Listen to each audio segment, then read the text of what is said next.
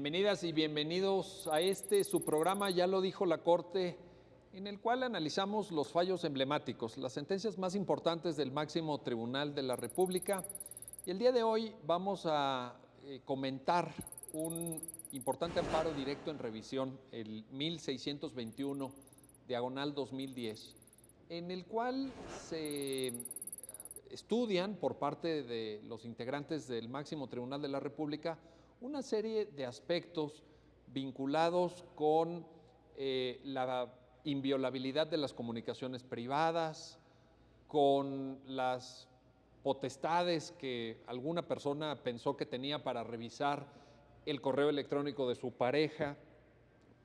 Se discute también y se analiza el efecto probatorio que pudieran tener o que pudiera derivarse de este acceso al correo electrónico de la pareja. En fin, una serie de temas que estoy seguro que serán del máximo interés. Y para entender el alcance de los criterios fijados por la Suprema Corte, le doy la bienvenida a Guillermo Con. Bienvenido, diría yo, bienvenido Guillermo, porque ya nos has hecho el favor de acompañarnos. Muchas gracias. Me da mucho gusto que estés aquí nuevamente. Igual con Carlos Ponce. Carlos, bienvenido otra vez. Muchas gracias. Ya hemos platicado.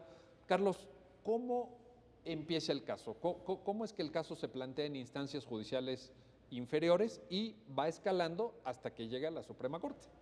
Sí, bueno, este es un caso que se origina en un juicio de divorcio necesario, que fue promovido por una persona en contra de su esposa.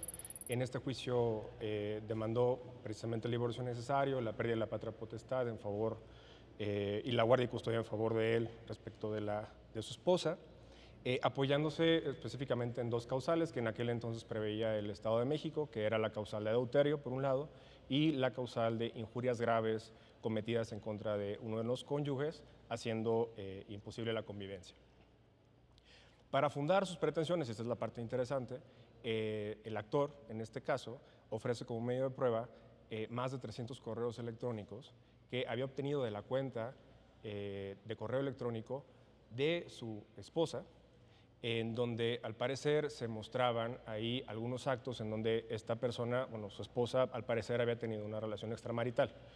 Adicionalmente, ofreció como medio de prueba una fe de hechos notarial en donde se muestra cómo es que esta persona tuvo acceso, cómo esta persona llega a su casa junto con el notario. ¿Esta persona te refieres el actor, al esposo? al esposo. Correcto. Entra a su casa, el notario en este caso da fe de hechos de cómo entra al correo electrónico, cómo obtiene estos correos electrónicos, etc. Bueno, con estas pruebas ya en juicio, en primera instancia y en segunda instancia, los jueces del Estado de México determinan que no probó sus pretensiones, que la información era insuficiente para poder acreditar tanto la causa de adulterio como la de injurias graves. Es importante tomar en consideración que se valoraron estos medios de prueba, inclusive pruebas derivadas de estos correos electrónicos, como fueron peritajes psicológicos practicados a partir de estos correos electrónicos. O sea, si no entiendo mal, Carlos, lo que nos estás diciendo es el juez de primera instancia y la sala, creo que esto fue en el Estado de México, ¿cierto? En el Estado de México. En el Estado de México. Independientemente de que le hayan dado la razón o no, que el resultado es que no le dan la razón al esposo, digamos, Es al esposo. pero el fundamento en términos probatorios son los correos. Los correos. Digamos, la parte medular del razonamiento jurídico son los correos. Sí, porque es ahí donde él pretendía apoyar su pretensión. Es decir, el hecho que quería probar era precisamente ya sea adulterio, que se habían cometido injurias en su contra para poder justificar el divorcio y posteriormente todas las consecuencias adicionales. Esto se pierde, bueno, el actor pierde, el esposo pierde en las primeras instancias, pero promueve un juicio de amparo, y aquí es donde empiezan los temas, porque en el juicio de amparo el tribunal colegiado, valorando todos estos correos electrónicos, estas pruebas derivadas de los correos electrónicos, determina que si bien no son suficientes para tener por acreditado el adulterio, sí permiten tener por acreditada una injuria grave por parte de la esposa en contra de su esposo, que daba lugar a tener por acreditada esta causal y, en consecuencia, la pérdida de la de la guardia y custodia en favor del esposo. Esta decisión es impugnada por la esposa, por la demandada, a través del recurso de revisión que conoce la Suprema Corte y en específico alegando que hubo una violación, entre otras cosas, al artículo 16 constitucional que consagra el derecho a la inviolabilidad de las comunicaciones. Y bueno, este sería el contexto general.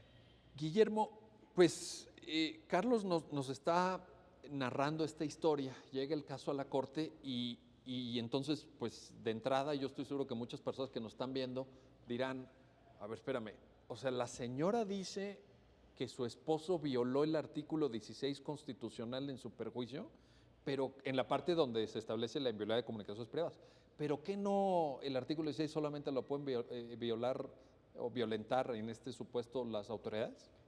Justamente es interesante que me preguntes eso. Ya habíamos tenido oportunidad de discutir esto en la sesión pasada y efectivamente habíamos mencionado este precedente. Si bien no es el primero como tal, porque se basa en un primer precedente que empezaba a esbozar una doctrina de ilícitos constitucionales entre particulares. Aquel caso del 2000 del ministro Ortiz Mayagoitia. Del ministro Ortiz Mayagoitia, justamente. Amparo en revisión 2/2000 por si quieren obtener el documento, vale mucho la pena. Es bastante interesante y es un primer esbozo de esta doctrina, ¿no? Y es justamente a partir de este precedente que la primera sala, la Suprema Corte, empieza a desarrollar con mucha más profundidad esta idea de la vigencia de los derechos fundamentales entre los particulares. Como comentaba en aquella ocasión, esto es una especie de importación que traemos o se trajo del Tribunal Constitucional alemán a partir de varios precedentes y básicamente se piensa que esta visión decimonónica de los derechos fundamentales como solamente el individuo luchando contra el Estado es insuficiente para resolver todos los problemas a los que nos enfrentamos. Entonces, se parte de la idea de que los derechos fundamentales se encuentran presentes en todo el ordenamiento, en todas las relaciones, tanto como derechos subjetivos como un principio objetivo que se tiene que perseguir. Hay una dualidad ahí, ¿no? Dice la sentencia. Dice la sentencia. Es como una cualidad dual. Es una cualidad dual. Y a partir de esto es que empezamos a esbozar una idea de que sí pueden los derechos fundamentales tener una vigencia entre los particulares y en cierta forma ser exigibles entre particulares. Y aquí hay que tener en consideración que no todos los derechos fundamentales tienen esta cualidad, ¿no? Ahí hay un matiz, ¿verdad? Hay un matiz muy importante que hace la sentencia y que es desarrollado posteriormente en la línea jurisprudencial de la Suprema Corte. Dice la sentencia, hay que voltear a ver la naturaleza de la relación particular, hay que voltear a ver la naturaleza del derecho fundamental del que estemos hablando y podremos determinar si en ese derecho, en esa circunstancia, hay una vigencia entre los particulares. O sea, la idea sería, los derechos se proyectan en esta dualidad, digamos, de su naturaleza, se proyectan a las relaciones entre individuos y autoridades, pero también a las relaciones entre individuos. Pero lo que nos estás ahora mencionando es que no todos los derechos. No todos los derechos. Habrá que ver cuál sí, cuál no. Se va analizando caso por caso y, como te decía, la línea jurisprudencial de la Suprema Corte ha ido en varios casos determinando, bueno, estos derechos fundamentales. Sí, veíamos en el caso de Letras Libres contra la Jornada, se dijo el derecho a la libertad de expresión, sí, el derecho al honor, sí, ¿no? Habrá otros que no. Oye, Carlos, déjame regresar a un punto que señalabas y que me parece muy importante. En la sentencia está narrado con gran lujo de detalles y yo creo que tú lo tocaste también en tu intervención. ¿Cómo el señor accede al correo electrónico de su esposa? Es decir, parece una actitud muy premeditada porque incluso llama al notario. Creo que es una notaria. Sí. Es una notaria del Estado de México. Entonces le dice, necesito que vengas a dar una fe de hechos a mi domicilio. Se desplaza la notaria, sale de su oficina, va a la casa del señor y ahí hay un relato muy minucioso que vale la pena recuperar. Sí, lo que se tiene por probado en el caso, porque existe precisamente esta fe de hechos notarial, como dices, por parte de una notaria del Estado de México, es precisamente que se llama, como cualquier fe de hechos, para que tome nota, para que de fe, con algún grado de certeza, que algo sucedió. Pero ¿qué es lo que dice que sucedió? Bueno, pues precisamente que esta persona accede a su computadora y a través de su propia computadora pone el correo electrónico de su esposa, introduce la contraseña del correo electrónico de su esposa y es así como accede a estos correos electrónicos que posteriormente son ofrecidos como medios de prueba. Una vez que accede, empieza a imprimir en ese momento los correos, ¿no? Sí. En presencia de la notaria le dice, mira, esto que estás viendo se en la obtiene. pantalla, yo ahorita lo voy a imprimir, ¿no? Le pongo print y órale. Y se obtienen esos correos. Y se obtienen, que posteriormente llegan a conocimiento judicial. A conocimiento judicial, exactamente. Eso es lo que se tiene por probado en él. Y aquí es interesante esto porque además la propia sentencia dice, bueno, no hay duda de la manera en la que los correos fueron obtenidos. Es decir, eso deja de ser debatible. Si él quisiera defenderse de que no, lo que pasa es que, fíjate que me los hicieron llegar, ¿verdad? O pues no sé, de alguna manera los ha de haber impreso mi esposa y los dejó ahí, yo me los encontré en la cocina sin querer. Pero no, aquí el debate no es cómo se obtuvieron porque está la fe, probado. la fe notarial. O sea, Sí. digamos que el mismo... Entonces, Sí. lo que hay que determinar justamente es si esa acción en particular, que está aprobada en una fe de hechos, es lo que vulnera, si hay una vulneración a partir de eso a la inviolabilidad. Esa es la gran discusión. de las Ahora, convicciones. nada más para retomar otro punto que tú también mencionabas. Ya estando los correos en el juicio, ya estando bajo conocimiento de una autoridad judicial de primera instancia en el Estado de México, en materia familiar o civil, en fin, se deriva de ahí otro medio de prueba que es el peritaje en psicología. Y el peritaje en psicología es muy llamativo también, porque creo que también es una perito psicóloga en donde pues hace un análisis ya del contenido, ¿no? Y llega a ciertas conclusiones. ¿Qué nos puedes comentar al respecto? Sí, precisamente a partir de estos medios de prueba es interesante que, bueno, a partir de esos correos se ofrece adicionalmente como medio de prueba un peritaje en materia psicológica, que de hecho se hacen varios, incluso hay un peritaje tercero en discordia, en el que se trata de extraer a partir de esos correos si se pudo haber ocasionado algún daño psicológico, cuál era la intención de estos correos, si el contenido ideológico de estos correos era cierto, es decir, si lo que se estaba manifestando dentro de esos correos era verdad o no. Y bueno, evidentemente, pues estos tuvieron un peso, estos peritajes tuvieron un peso en la determinación que finalmente terminó optando el colegiado, porque incluso el tribunal colegiado los transcribe en su propia sentencia estos resultados para tener por acreditada la causal. Y de hecho es llamativo porque, digo, creo que es importante para las personas que nos ven señalar que esto ha cambiado mucho de manera reciente porque ahora en los procesos de divorcio ya no se necesita acreditar una causal. O sea, estamos hablando de un momento anterior en el ordenamiento jurídico mexicano. Pero en esa lógica donde antes sí se litigaba, o sea, se controvertía, pues, ¿no?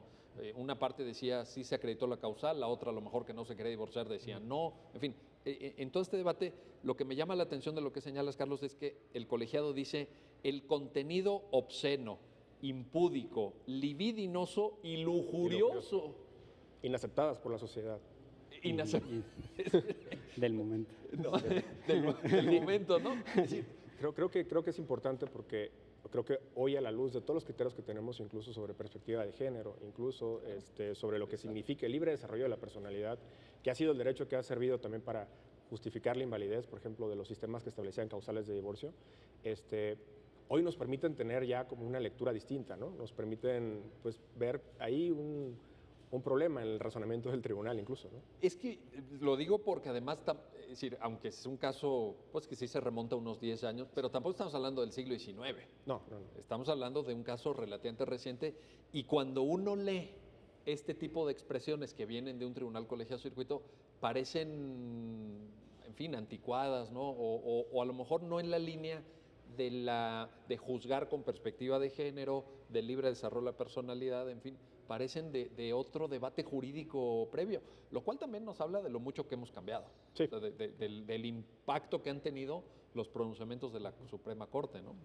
Sí. Guillermo, regresando al tema del que estamos platicando, por ejemplo, yo estoy seguro que en una visión muy tradicional del derecho alguien te diría, oye, pero todo esto que mencionas de que entre particulares, todo, pero en la anterior ley de amparo, por ejemplo, pues no procedía el amparo a contratos de particulares. Entonces, ¿cómo dices que un particular viola los derechos humanos de otro particular si no procede el amparo? La sentencia lo aborda también este tema, ¿no? Claro, aquí creo que es muy importante distinguir. Estamos hablando de dos cuestiones conectadas pero distintas, ¿no? Y creo que la sentencia lo explica bastante bien. Una cosa es la vigencia de los derechos fundamentales entre los particulares, ¿no? El hecho de que efectivamente se pueda determinar que un particular se encuentra obligado respecto de otro y un particular tiene derechos frente a otro, ¿no? Lo cual es problemático o digamos, genera ciertas cuestiones interesantes de discusión porque muchas veces se trata de dos derechos en conflicto, ¿no? Donde entramos en ponderación. El hecho de que tú reconozcas la vigencia de los derechos fundamentales entre particulares, pues nos abre la puerta a conflictos de derechos.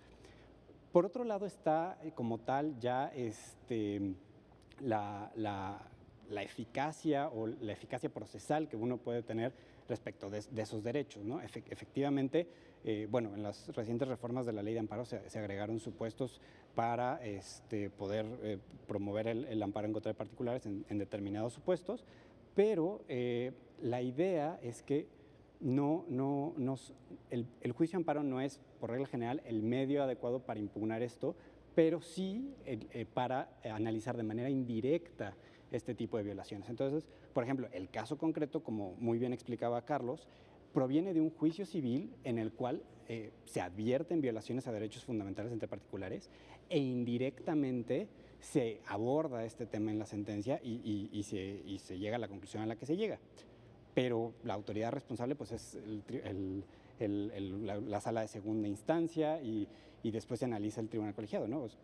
La autoridad responsable en el juicio de amparo sigue siendo la autoridad, Ahora, del Estado. en esta lógica de lo que comentas, Guillermo, por ejemplo, el juez de primera instancia pudo perfectamente haber dicho no aplico o no considero los correos porque son violatorios de la inviolabilidad del artículo 16. O sea, si no se tuvo que haber llegado necesariamente a un juicio de amparo. Es más, pudo no haberse llegado en este caso. Haberse llegado, claro. Digo, la decisión finalmente es de quien lo promueve, ¿no?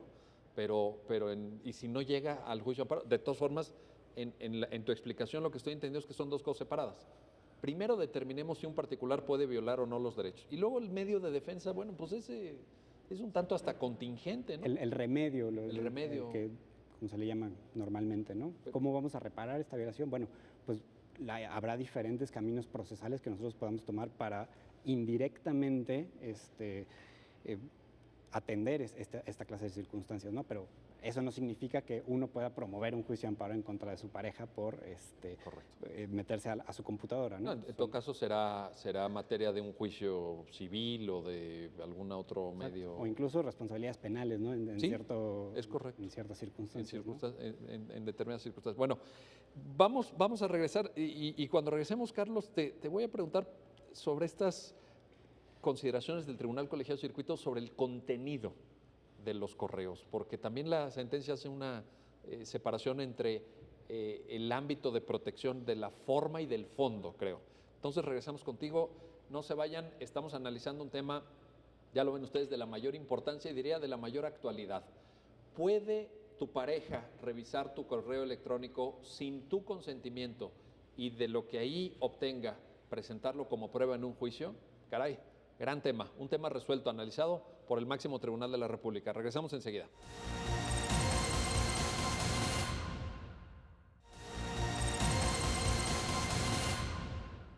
Bueno, pues ya estamos de regreso, ya estamos de vuelta en su programa, ya lo dijo la Corte. Estamos analizando el amparo directo en revisión 1621/2010 y pues le reitero mi agradecimiento a Guillermo Con y a Carlos Ponce por ayudarnos a entender. Lo que queremos es analizar, comentar con ustedes los alcances de esta importante sentencia de la Suprema Corte. Y Carlos, te quería preguntar, ¿cuál es la relación que en la sentencia se establece entre la forma y el fondo en cuanto al objeto de protección constitucional? Porque el Tribunal Colegiado de Circuito, como muy bien lo apuntábamos, o tú lo señalabas, dice, es que sí se acredita una de las dos causales de divorcio, porque de los mensajes que se intercambian la esposa con un señor tercero, hay un contenido obsceno, impúdico, libidinoso y lujurioso. Pero, ¿y si el esposo hubiera accedido a esos mensajes y el contenido no hubiera tenido estas características, ¿se hubiera violado o no el 16 constitucional? Es una pregunta muy relevante, porque tiene que ver con cómo la Corte define, cómo la Corte entiende lo que es el derecho a la inviolabilidad de las comunicaciones. Porque pudiera haber ahí una tentación de querer equiparar, ¿no?, el derecho a la inviolabilidad de las comunicaciones con otros derechos, por ejemplo, un derecho a la vida privada en general o el derecho a la intimidad en particular. Lo que la Corte entiende es que el derecho a la inviolabilidad de las comunicaciones, que está previsto en el artículo 16 constitucional, en nuestra Constitución, es un derecho autónomo. Es decir, que tiene un derecho que tiene una configuración específica, una configuración particular, que lo que hace es proteger la comunicación ya veremos después qué se entiende por comunicación, lo que hace es proteger una comunicación con independencia de lo que encuentres, con independencia del contenido. Es decir, lo que está prohibido constitucionalmente es que una persona acceda a la comunicación, una carta, un correo electrónico, a una llamada telefónica, sin la autorización correspondiente, con independencia de lo que uno puede encontrar ahí. O sea que si ese señor hubiera llamado a la notaria del Estado de México para dar la fe de hechos y habiendo accedido al correo de su esposa encuentra puras facturas de la luz por pagar, ¿de todas formas se hubiera configurado la violación? De cualquier manera, porque lo que protege precisamente es la comunicación, no importa el contenido, a diferencia de otros derechos, como podría ser la intimidad, en donde lo que sí se protege es que la información que realmente sea íntima, que realmente se refiere al ámbito íntimo de una persona. En la inviolabilidad de las comunicaciones no es así. Lo que se protege es, digamos, la forma. Es decir, que algo sea una comunicación, con independencia de lo que sea. Y podrían ser facturas, podría ser publicidad, podría ser cuestiones completamente irrelevantes, incluso de carácter público. Pero le compete solamente a ella, no al esposo. Si llega al correo. El problema es haber entrado.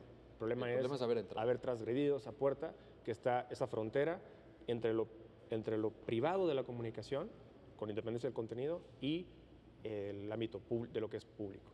Guillermo, la sentencia dice, aportando un matiz que creo que vale la pena rescatar, que esta inviolabilidad de las comunicaciones de la que Carlos nos está hablando opera solamente frente a terceros. Esto es importante porque entonces la Corte asume que si uno de los dos destinatarios, en el caso de un correo electrónico, decide hacer público el contenido, pues ahí ya no se configuraría este ilícito constitucional, ¿no? Claro, como bien lo explicaba Carlos, este derecho parece ser como una especificación de un cúmulo de derechos que parecen proteger como esta esfera privada, esta esfera individual de la persona, el cual se puede dar en un abanico de circunstancias. Aquí en específico se están protegiendo las comunicaciones, ¿no? Cuando hay pues hay una transferencia de datos, un compartir datos entre dos personas. Y esa privacidad solamente opera frente a individuos que no participan en ese intercambio de ideas, de información. Entonces, la Constitución lo que hace es da por hecho de que la interpretación de la Corte, que si una de las personas decide abrir esa conversación o dar autorización para que alguien entre a esa comunicación, entonces ya no se configuraría una violación a esta protección constitucional. Aunque se podría configurar otra violación. Por ejemplo, ahí sí recupero la observación de Carlos del derecho a la intimidad. Por supuesto. Tú das a conocer información íntima de alguien con quien te comunicaste. Pues, por supuesto. Ahí ya, como bien distingues, hay otro derecho, habría que ver otro tipo de circunstancias, otras cosas para ver si se violó un derecho fundamental. Oye, y en relación a esto, la sentencia también aporta digamos, porque me parece que el razonamiento jurídico de la Corte va avanzando como por pasos, como por etapas, para clarificar, ¿no? Sobre todo los alcances de la propia sentencia. Dice, en una parte, se deben de proteger también los llamados datos externos, que sin hacer referencia al contenido pudieran eventualmente suponer pues algún tipo de afectación. Pienso en esto, un listado de llamadas, la duración de las llamadas o los números a los que se marcó, etcétera, que sin necesariamente decir, pues fue con este fulano con el que finalmente te terminaste acostando, no. Realmente lo que está haciendo la Corte es decir, tenemos que dar una protección muy robusta a la privacidad, ¿no? a la inviolabilidad, la idea que no se metan, que decía Carlos, ¿no? Efectivamente, creo que la sentencia tiene un gran acierto en el que trata de ser muy minuciosa con respecto de los alcances del derecho fundamental, ¿no? Y precisamente uno de los alcances de este derecho fundamental es dar un ámbito de protección no solamente al contenido per se de la comunicación, sino a, como decías, los datos que pueden llegar a identificar esa comunicación. ¿Por qué? Porque a partir de esos datos uno pudiera inferir muchas cosas, ¿no? Uno pudiera llegar a inferir una serie de circunstancias alrededor de la comunicación, como podría ser el nombre de los participantes, como mencionabas, la duración de una llamada, una serie de cosas que también están protegidas por este derecho fundamental. Correcto. Entonces, yo en esa parte de la sentencia lo que hace es dar una protección robusta, una protección amplia. Exactamente. Carlos, en la sentencia también se dice, a ver, si un dispositivo de comunicación permite almacenar los mensajes, ya me estoy refiriendo al contenido, evidentemente, ese almacenamiento de los mensajes queda protegido para momentos posteriores. O sea, no se exige que la interceptación del mensaje sea simultánea a cuando está aconteciendo, ¿no? Sí, ¿Es esto exactamente. correcto? Sí, otra pregunta que se hace a la Corte es, bueno, ¿hasta cuándo están protegidas las comunicaciones privadas? Y aquí hay que tener en cuenta que debido al desarrollo tecnológico, a la forma en la que han evolucionado las comunicaciones ya no se dan de manera instantánea y que se agotan en ese momento, ¿no? Hoy en día hay una gran cantidad de formas en las que se puede almacenar el contenido de una comunicación.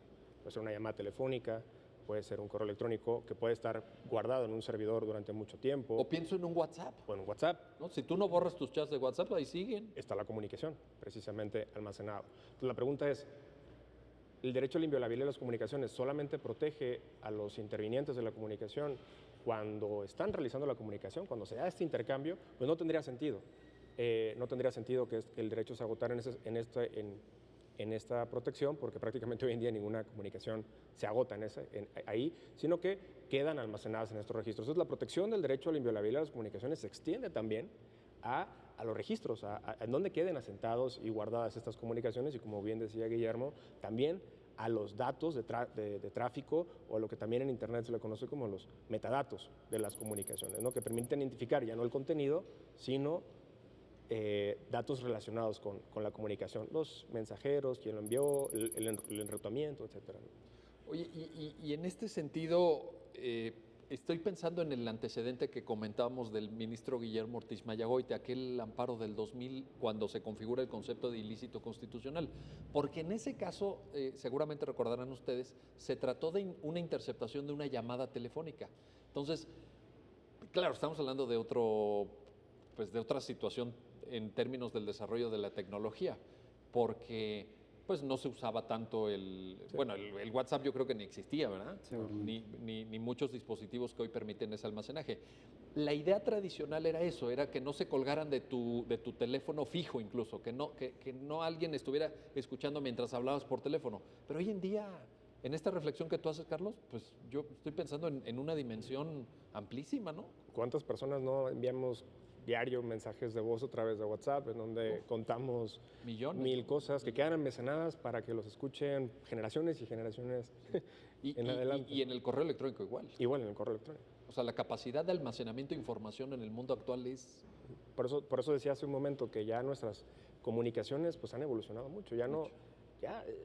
Difícilmente se da incluso el uso a veces del propio celular, ¿no? Para que se den estas intervenciones. Es cierto, los jóvenes ya no se llaman, ya nada más se whatsappean, ¿no? Y ahí queda, todo eso ahí queda. Oye, a ver, Guillermo, una cuestión adicional importante. La Corte sí es muy cuidadosa, y tú así lo definiste, es una sentencia cuidadosa, es una sentencia que va de manera minuciosa, incluso avanzando en su razonamiento. Y en un punto de la sentencia, la Corte dice, se tiene que tratar de una interceptación, déjeme ponerlo en estos, no es la palabra que usa la Corte, pero lo quiero enunciar así, dolosa. Es decir, la persona que encuentra el mensaje tiene que estar buscando el mensaje, no es que de pronto por accidente te lo encuentres. ¿Qué nos puedes comentar al respecto? Claro, otra vez reitero esta idea de que este derecho fundamental es un derecho fundamental especial o muy específico. La Corte lo define, y me parece que estas son las palabras, como garantía formal.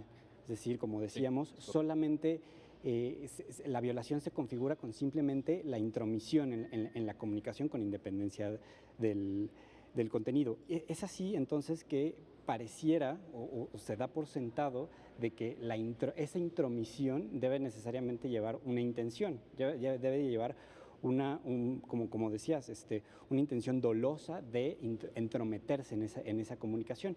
Y entonces la Corte da a entender que si esa intromisión se diera de manera fortuita, Si yo, en el ejemplo que ponías, si una persona hubiera encontrado los correos porque alguien se los envió de manera anónima, creo que ahí, en todo caso, y dependiendo de las circunstancias, podríamos estar hablando de violación a otro tipo de derechos fundamentales, pero no de una violación a la prohibición de intromisión de comunicaciones. O una persona que de buena fe toma el celular de su pareja pensando que es el suyo, porque muchas veces pueden ir y comprar el mismo modelo de celular, ¿no? Que a veces Claro. hay hasta promociones, ¿no? Están los dos celulares ahí, yo tomo uno pensando que era el mío, lo prendo, ahí hay, ¿no? Fortuitamente me voy enterando cosas que no debería de enterarme.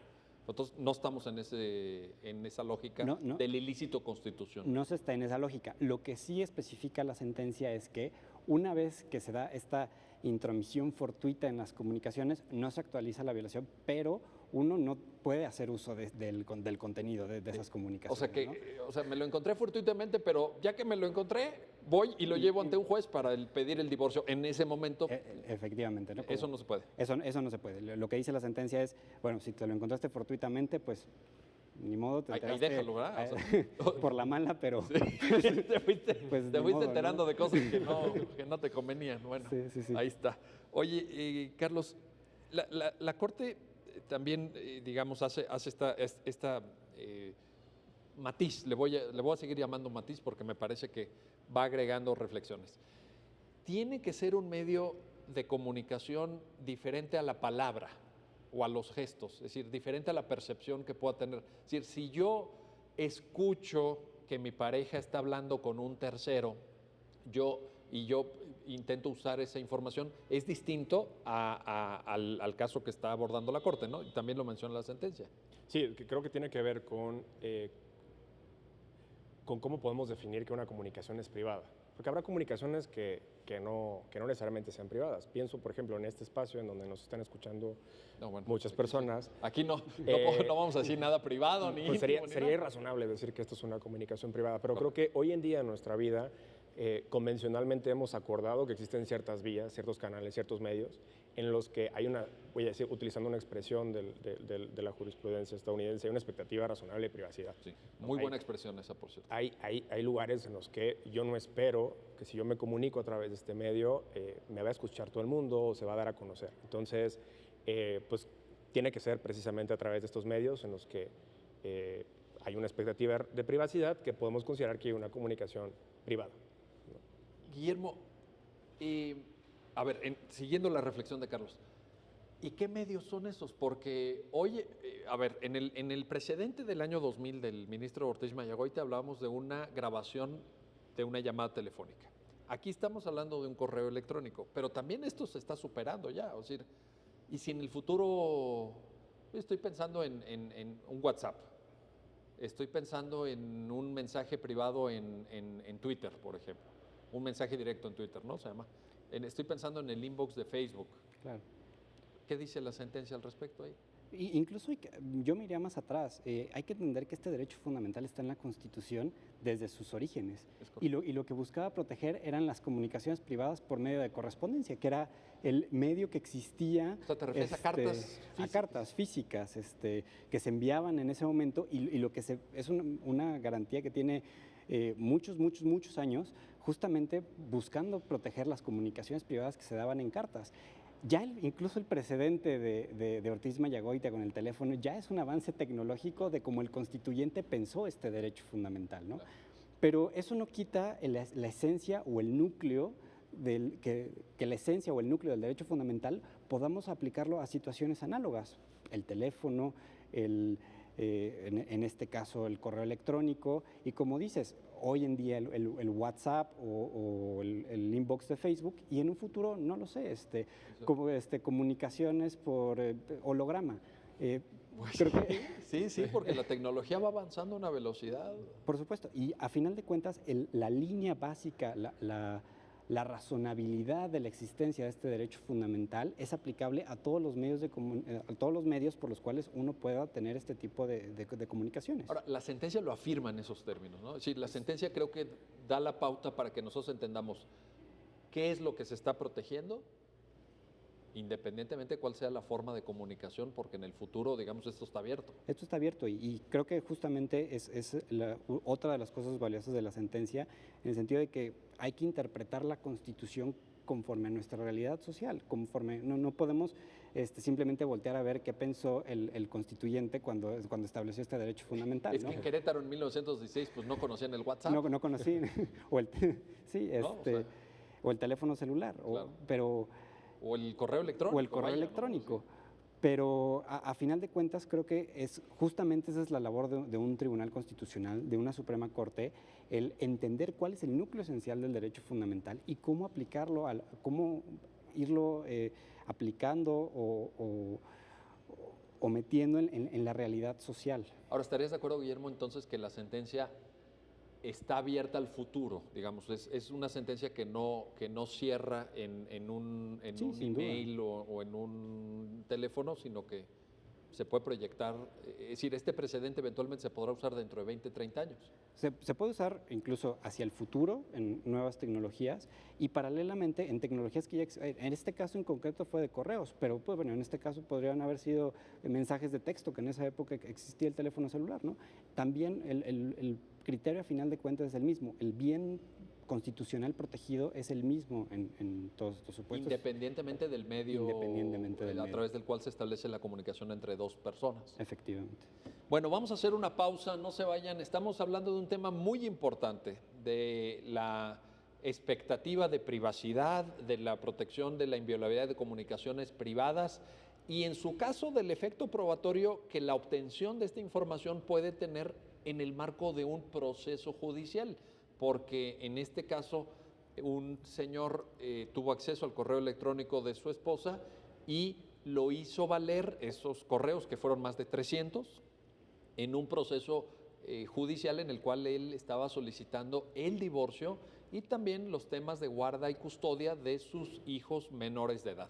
Entonces, este es el tema, es un asunto de gran relevancia y vamos a seguir platicando con nuestros invitados en muy pocos minutos. No se vayan, regresamos enseguida.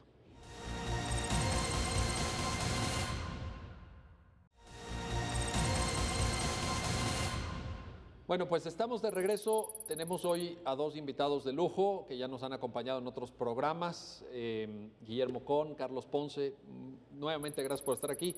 Y quiero preguntarte, Carlos, la sentencia en esta especie de razonamiento, me atrevo a calificarlo así, de orfebrería, porque realmente va hilando muy fino. Es una tarea de relojero casi, ¿no? Dice también una cosa que quizá valga la pena mencionar, que es cuándo se entiende que se violó la privacidad o, digamos, la protección de comunicaciones en el caso de un correo electrónico. ¿Qué nos puedes decir al respecto? Sí, la Corte parte de entender que en el caso de los correos electrónicos pasa algo muy interesante, que no es posible establecer un lugar en concreto en donde se ubica un correo electrónico o una cuenta de correo electrónico. Tan es así que en el caso en concreto, el esposo accedió desde su propia computadora al correo electrónico de su esposa. Los correos en Internet, la información es ubicua, está en todas partes. Y esto nos hace preguntarnos, bueno, en qué momento hay una afectación a este derecho. Y bueno, la Corte identifica que los correos electrónicos tienen dos elementos fundamentales, que es el nombre de usuario y la contraseña. Y creo que aquí es pacífico afirmar que esto se encuentra prácticamente en cualquier esquema de correo electrónico. Lo que la Corte entiende entonces es que la violación a las comunicaciones privadas, en el caso de los correos electrónicos, se da precisamente cuando una persona accede al correo electrónico de otra persona introduciendo su contraseña, que yo haría una acotación, creo que también podría ser a través de un medio furtivo, ¿no? A través de un hackeo, por ejemplo, no necesariamente introduciendo directamente la contraseña, sino a través de otro medio.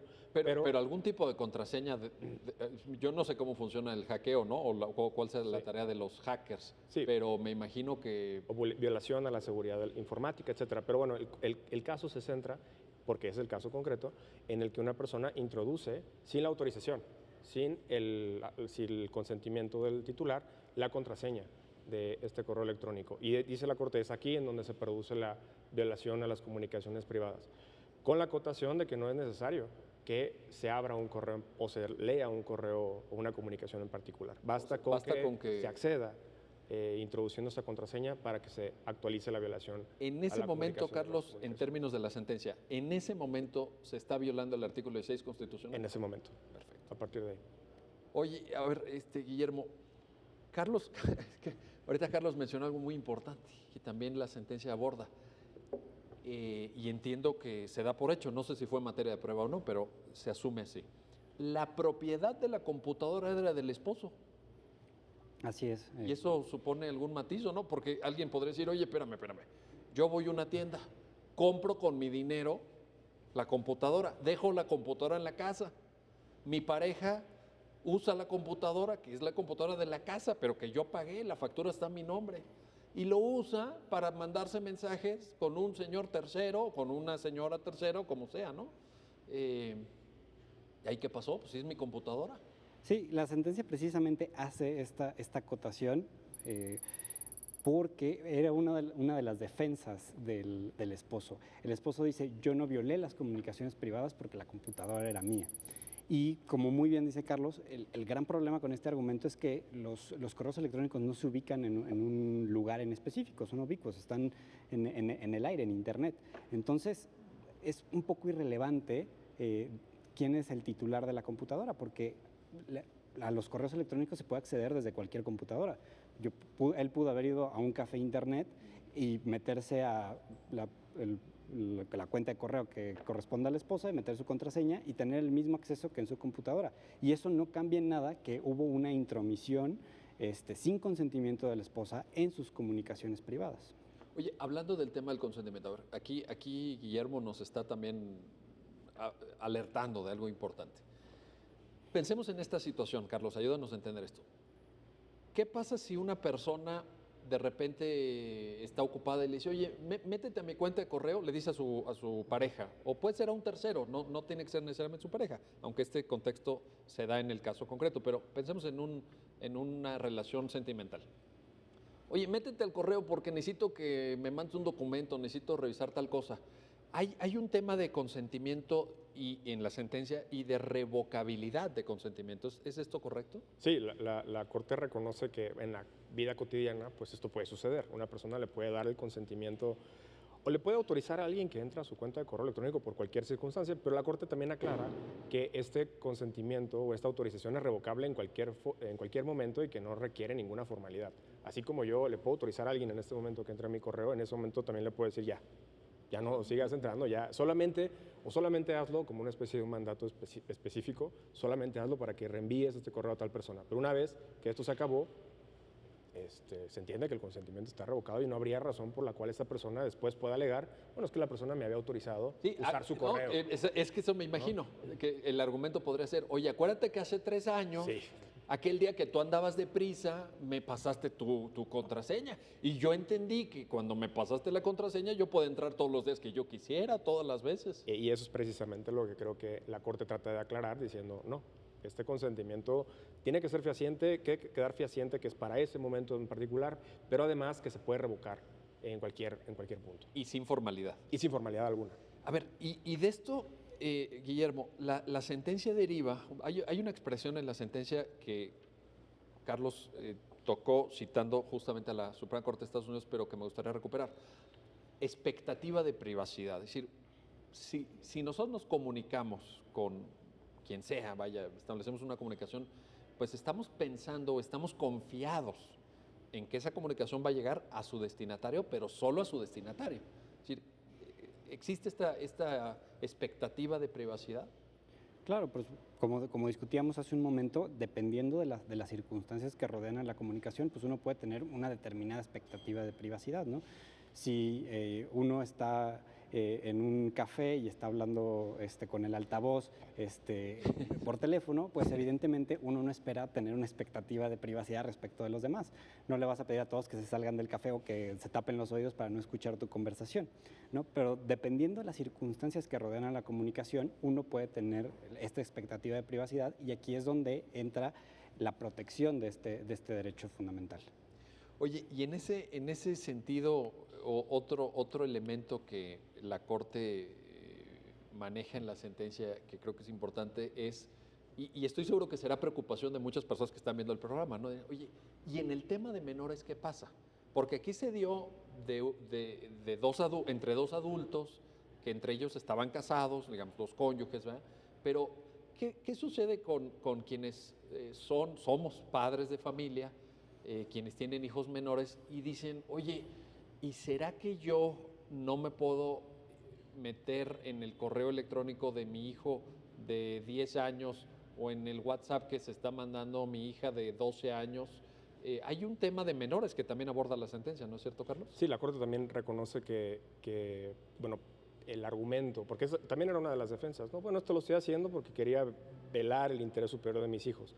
Pero la Corte entiende que esto puede suceder, o sea, que los padres pueden tener ciertos deberes derivados de su patria potestad, de cuidar, de velar por el interés de sus hijos, de cuidarlos, etcétera, ¿no?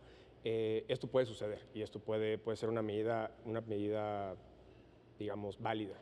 El problema está en que esto se utilice como un argumento para después querer estar revisando las cuentas, por ejemplo, del cónyuge, ¿no? Que ahí es donde dice la Corte, bueno, el hecho de estar casado no hay una renuncia por el hecho de que uno contraiga matrimonio con una persona, no hay una renuncia al derecho a la inviolabilidad de las comunicaciones. Permanece intacto, ¿no? O sea, es importante aclarar entonces que en términos de lo que la Corte dice, el hecho de que tú contraigas matrimonio con una persona no te autoriza simultáneamente a que ya pues revises sus correos o sea, la relación matrimonial no supone una esfera de ausencia de derechos fundamentales. Exactamente. Los derechos fundamentales rigen dentro del matrimonio también. Habrá cosas que se verán moduladas, como la propia intimidad o la propia privacidad que se ve compartida, pero las comunicaciones privadas tienen la particularidad de que no se ven diluidas por el hecho de que uno contraiga matrimonio con alguien. Entonces, las contraseñas, y hay que tener mucho cuidado con cómo las manejamos, ¿no?, en nuestras cuentas. A ver, nada más para terminar de entender bien lo de menores. Los padres pueden, en ciertas circunstancias, estar pendientes de las comunicaciones que sus hijos menores de edad tienen con terceras personas en aras a tutelar siempre el interés superior de ellos, ¿no? Y a evitar que se pudiera lesionar su porque ahora en Internet también se ha vuelto un mundo peligroso. Que es un tema delicado. Sí. Sobre todo para menores, ¿no? Que de pronto pueden tener dudas, confusiones, y los padres, pues naturalmente quieren estar pendientes. Si no quisiera, yo estoy seguro que ni Carlos, ni Guillermo, ¿verdad?, ni ninguno de los que participamos en este programa quisiéramos que se fuera las personas que nos están viendo con la idea de que esto supone una cortapisa para que los padres estén preocupados y atentos a lo que sus hijos hacen en Internet o con quién se comunican, ¿no? Un papá, una mamá, pues caramba, tiene que tener esta preocupación, vaya, ¿no? Que yo creo que es un aspecto que se tendrá que discutir a profundidad, porque habrá otros argumentos también que pueden ahí jugar, como el desarrollo progresivo de los menores, sí, que tendrá que ser motivo de una discusión aparte. Sí, por eso comentaba... No es lo mismo un niño de 10 años que uno de 17 y 11 meses, ¿verdad? Sí, es importante aclarar que esto no fue lo que la Corte, digamos, directamente tuvo que resolver, simplemente lo utilizó para decir que el argumento de los menores, es decir, que lo estoy haciendo porque es para cuidar a mis hijos, no era un argumento válido en este caso en particular. Oye, Guillermo, y a ver, y en ese sentido, para aproximarnos a un espacio de conclusiones, la Corte, ¿a qué conclusión llega en relación a los correos, ya no entendidos como el artículo 6 y todo eso, sino más bien como parte de un medio de prueba en un juicio civil? Entonces, ¿qué efecto tiene desde el punto de vista probatorio?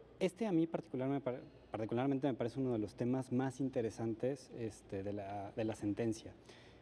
Por todas las razones que hemos explicado, la Corte determina que efectivamente existió una violación a las comunicaciones privadas de la esposa, y eso, pues bueno, dice la Corte, tiene que tener alguna especie de remedio, ¿no?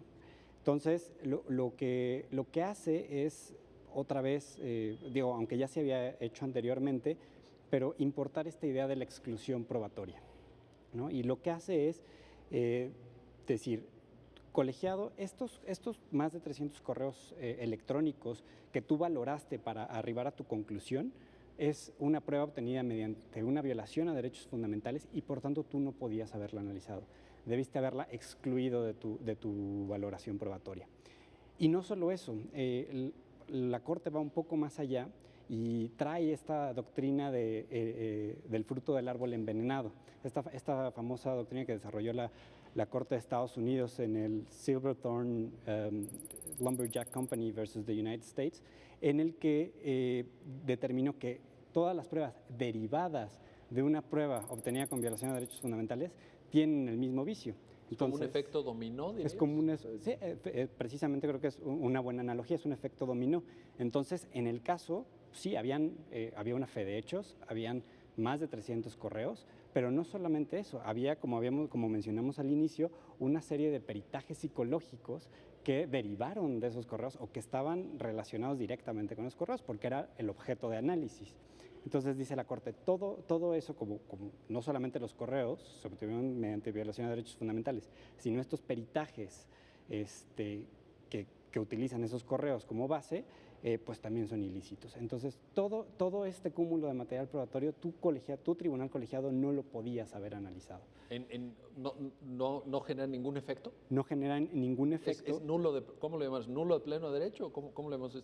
Sí, se excluye. Como si no existiera. Como si no existiera. Tú debiste haber tomado tu decisión sin considerar este cúmulo probatorio, lo cual es muy interesante tomando en consideración que, bueno, todas estas doctrinas de exclusión probatoria generalmente se daban, o bueno, su origen es la materia penal, ¿no? Es que sí, uno pensaría en penal, ¿no? Claro, y precisamente, bueno, si nosotros volteamos a ver la jurisprudencia norteamericana, la doctrina de exclusión probatoria se ciñe a la materia penal.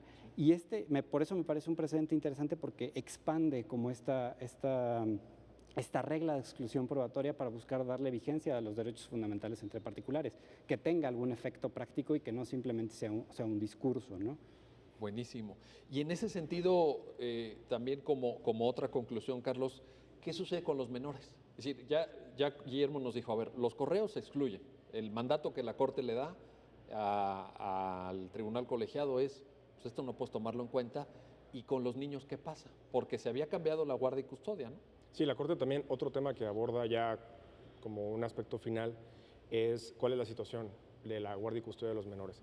Y la Corte aquí ya hace un análisis puntual de lo que el tribunal colegiado había razonado para, digamos, quitarle la guardia y custodia a la mamá. Y lo que la Corte determina es, entre otras cosas, además de que había información que no podía ser utilizada para fundamentar este fallo, y también la propia argumentación del tribunal colegiado, que consideró que era equívoca, porque consideró que las autoridades de primera y segunda instancia habían sido muy prolijas, que habían hecho un análisis muy puntual de si en el caso en concreto había habido realmente un riesgo para estos menores. Fue equivocada esa decisión del tribunal colegiado y la Corte preocupada también por garantizar correctamente los derechos de los menores, atendiendo al interés superior, que hay que recordar que es precisamente el criterio orientador que siempre que debemos tomar en consideración para tomar decisiones sobre los menores, niños, niñas y adolescentes, cuál es su interés superior para determinar dónde deben estar. Pues la Suprema Corte termina decidiendo que no hay razón justificada para remover la guardia y custodia. Las razones que se habían dado se basaban, por un lado, en evidencia ilícita, es decir, evidencia que no podía ser tomada en consideración, pero además es importante señalar que el razonamiento también del que partió el órgano colegiado era equivocado. Porque en las instancias inferiores se escuchó a los menores. Se había escuchado y los menores pidieron seguir viviendo con su mamá. Su madre. Y en cambio... Que es uno de los elementos, entre otros, que hay que tomar en consideración. Por ejemplo, el riesgo que pudiera estar efectivamente un menor en determinado contexto, pero en este caso no había evidencia que pudiera llevar a la conclusión de que realmente la madre no estaba en condiciones de poder ejercer la guardia y custodia como lo había venido. Creo que la Corte, corrígeme Carlos, le da 8 días al papá para entregar ya la custodia a la mamá, ¿verdad? Hace unos efectos para que esto se pueda materializar de esta manera. Sí. Oye, Guillermo, la última pregunta, pues ya se nos agotó el tiempo, pero no quiero evitar formulártela. Porque además creo que ya lo mencionaste muy bien o avisoraste la respuesta, pero entonces, ¿la exclusión probatoria derivada de la comisión de un ilícito constitucional aplica a todas las materias? Bueno, creo que habría que distinguir, y no me gustaría hacer una afirmación categórica, pero sin duda... o a más materias que la penal, por lo menos. Al parecer la Corte así lo va entendiendo, ¿no? como decía, los orígenes de la exclusión probatoria, al menos en Estados Unidos y en otros países, se ciña la materia penal, ¿no? Lo pensamos en violaciones a derechos fundamentales de la autoridad respecto a derechos fundamentales de una persona inculpada, y que como remedio a esa violación a derechos fundamentales, que ahí podríamos discutir cuál es el objeto o la garantía tras de eso, se excluye del material probatorio y no se puede valorar. Entonces, aquí la Corte lo que hace es traer un poco esta doctrina, aplicarla aquí, y dice expresamente, ante la violación de derechos fundamentales, da lugar a la exclusión probatoria. ¿Por qué? Pues como decía, a final de cuentas determinamos que existió una violación a un derecho fundamental y alguna consecuencia en el mundo real tiene que tener esta violación a derechos fundamentales, ¿no? Ahora, me suena que esa misma línea argumentativa pues pudiera aplicarse a otras materias. Es decir, ya tenemos lo penal, claramente, porque además está en la Constitución, el artículo 20. Ya tenemos materia de litigio familiar, como es este caso. Me imagino que progresivamente podría irse empleando esto. Creo que habría que ver, sería una discusión sumamente interesante. La Corte, hasta donde yo tengo entendido, principalmente en materia penal, está este precedente. En materia de derechos humanos hay algunos otros precedentes, pero ya viéndolo otras materias, habría que ver cuál es la razonabilidad de la exclusión probatoria, si no existen otros medios para reparar la violación al derecho fundamental que no necesariamente nos llevarán a la exclusión probatoria. O sea, creo que es un debate complejo en el cual, pues bueno, va más allá de lo que se decidió. Lo que es un hecho es que en esta sentencia, en el ámbito familiar, se utilizó ese remedio para reparar de alguna manera la violación al derecho fundamental.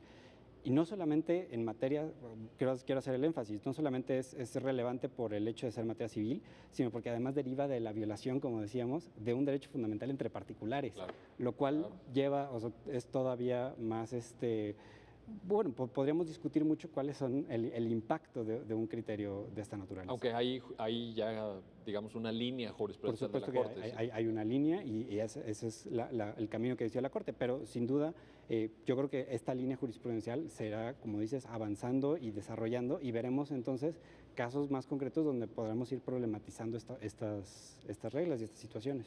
Sin duda, y espero que las comentemos también en el programa. Guillermo Con, Carlos Ponce, muchísimas gracias. Y gracias a ustedes que hacen posible este programa. Ya lo dijo la Corte, en el cual analizamos los fallos emblemáticos, las sentencias más importantes del máximo tribunal de la República. Nos vemos pronto para un nuevo episodio y una nueva reflexión sobre los temas de mayor relevancia resueltos por la Suprema Corte de Justicia de la Nación.